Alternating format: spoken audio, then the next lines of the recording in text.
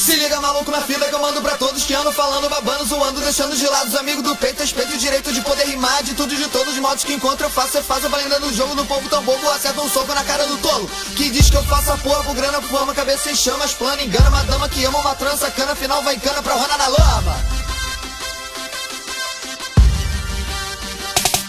É engraçado como o nego fala mal e paga pau por qualquer situação que você pensa ser formal. Tal qual os pela-saco que vem apertar minha mão, possa mó sorrisão, não me engana não.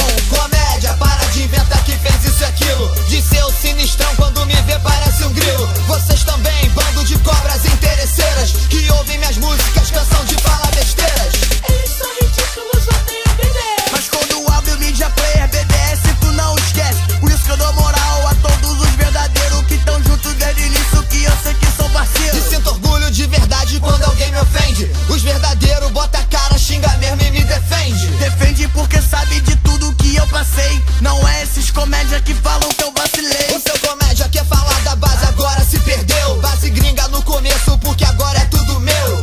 Rap nacional, eu escuto e sou uma fã, mas não sou igual você que ouve se achar o Dodgebun. Se eu sou marrento, o problema é todo meu. Cuida da sua pobre vida, que da minha cuido eu. Não sabe de nada e quer dar uma de sensata.